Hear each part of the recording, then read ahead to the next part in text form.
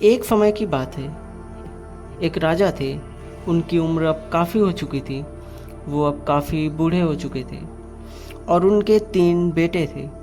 लेकिन उन्हें हमेशा इस बात की चिंता सताती थी कि उनके ना रहने के बाद उनके इस राज्य को कौन संभालेगा। इसी सोच में हमेशा परेशान रहते थे कि उनके ना रहने के बाद उनके लड़के इस राज्य को संभाल पाएंगे या नहीं संभाल पाएंगे। इन्हीं सब बातों को लेकर राजा बहुत परेशान रहते थे और इसी सिलसिले में उन्होंने अपने तीनों लड़कों को एक दिन बुलाया और पूरे राज दरबार के सामने उन्होंने अपने तीनों लड़कों से पूछा कि बताओ, अगर तुम्हें किसी अपराधी को सजा देनी हो तो तुम क्या करोगे। राजा के पहले लड़के ने कहा, महाराज, मैं उस अपराधी को ऐसी सजा दूंगा कि जिसे देखकर पूरे राज्य की रूह कांप जाए और उस तरीके की दोबारा कोई गलती ना करे। राजा के दूसरे बेटे ने कहा कि मैं अपराधी को सीधे मृत्यु दंड दे दूंगा। ना रहेगा बांस, ना बजेगी बांसुरी। अब अपराधी ही नहीं रहेगा तो अपराध कैसे होगा। राजा के तीसरे और सबसे छोटे बेटे ने कहा, महाराज, आपके सवालों का जवाब देने से पहले अगर इजाज़त हो तो मैं आपको एक छोटी सी कहानी सुनाना चाहूँगा। तो राजा ने कहा कि ठीक है, सुनाओ, क्या कहानी सुनाना चाहते हो। तब राजा के छोटे बेटे ने कहा, महाराज, एक समय की बात है, एक राजा थे। उनके पास एक तोता था। राजा को वो तोता बहुत ही प्रिय था और तोता भी राजा से बहुत प्रेम करता था। दोनों में बहुत अच्छे संबंध थे।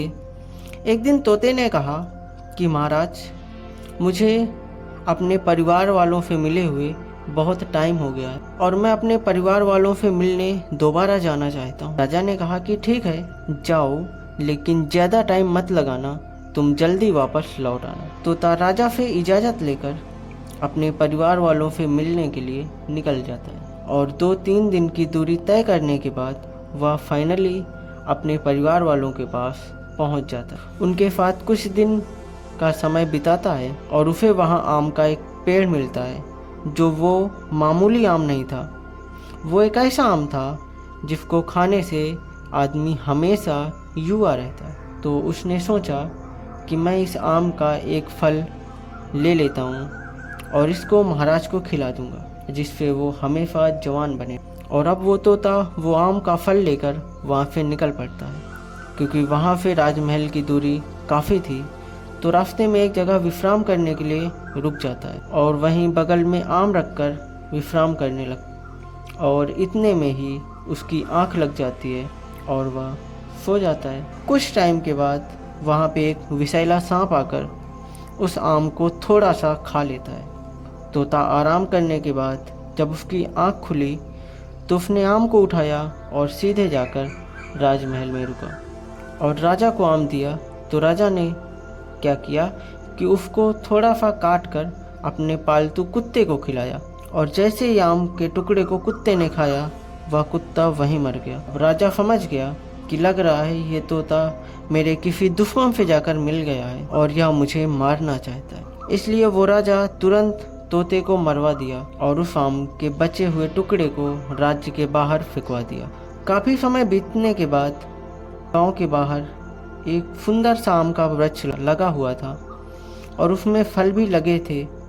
संयोग की बात है कि एक दिन उसी रास्ते से एक बुढ़िया जा रही थी और उसे भूख लगी थी, तो वह उसमें से एक आम तोड़ के खा लेती है और वो बुढ़िया जैसे ही उस आम को खाती है वो तुरंत से जवान हो जाती है। और अब ये बात पूरे राज्य में फैल जाती है कि एक बुढ़िया ने आम के फल को खाया और वो जवान हो गई। बाद में राजा को एहसास हुआ कि अरे, ये तो वही आम का पेड़ था जिस आम को हमने फेंकवाया था। और उन्हें एहसास हो गया कि कोई मामूली आम नहीं था, वो एक ऐसा आम था जिसको खाने के बाद आदमी युवा हो। राजा के छोटे बेटे ने कहा, महाराज, मैं ये गलती नहीं करना चाहता। मैं सबसे पहले यह पता करूँगा कि हकीकत क्या है और उसके बाद मैं किसी विषय पर फैसला दूंगा। मेरे दोस्त, आशा है आपको ये कहानी पसंद आई होगी और अगर पसंद आई हो तो एक लाइक और एक प्यारा सा कमेंट ज़रूर करना।